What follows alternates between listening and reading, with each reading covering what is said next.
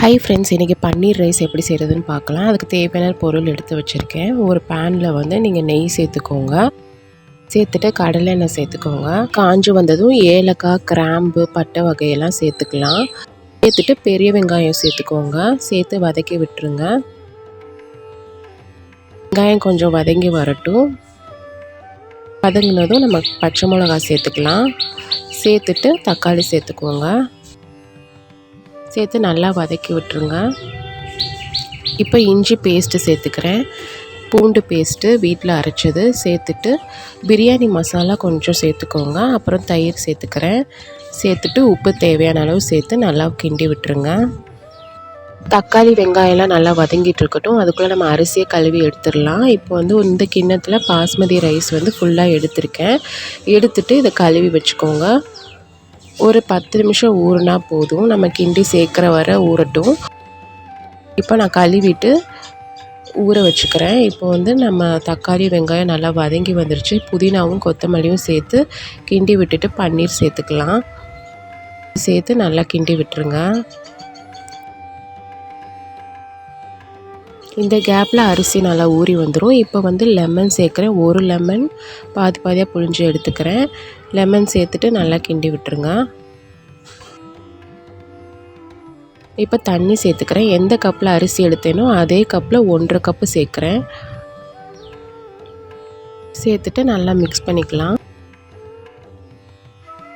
தண்ணி கொஞ்சம் கொதித்து வரட்டும். இப்போ அரிசியில் தண்ணியெல்லாம் நல்லா வடிகட்டி எடுத்துட்டேன். தண்ணி நல்லா கொதிச்சு வந்துருச்சு. இப்போ நம்ம அரிசியை சேர்த்துடலாம். பாஸ்மதி ரைஸை சேர்த்துக்கிறேன்.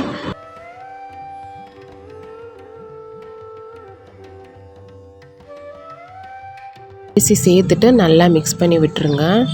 கொஞ்சமாக கொத்தமல்லியும் புதினாவும் சேர்த்துக்கிறேன்.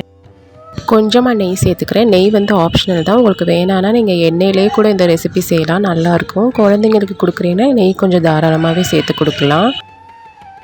நெய்யே சேர்க்காம கூட நீங்கள் இதை செய்யலாம், நல்லாயிருக்கும். எண்ணெய் மட்டும் சேர்த்து செஞ்சு பாருங்கள். இப்போ நல்லா கிண்டி விட்டுட்டேன். மூடி வச்சு ஒரு ஹை ஃப்ளேமில் 5 மினிட்ஸ் வச்சு எடுத்துக்கலாம்.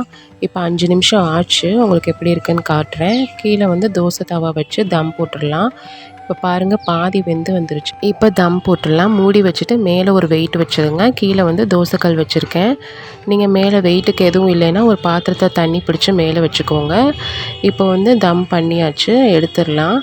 பாருங்கள் எப்படி வெந்து வந்திருக்குன்னு. இந்த ரைஸ் வந்து ரொம்ப காரம் இருக்காது, மசாலாலாம் ரொம்ப இருக்காது. சின்ன வயசுலேருந்து பெரியவங்க வர நல்லா சாப்பிட்லாம். ட்ரை பண்ணி பாருங்கள், ரொம்ப நல்லாயிருக்கும். இப்போ நான் ஒரு பிளேட்டில் மாற்றிக்கிறேன். மாற்றிட்டு உங்களுக்கு காட்டுறேன்.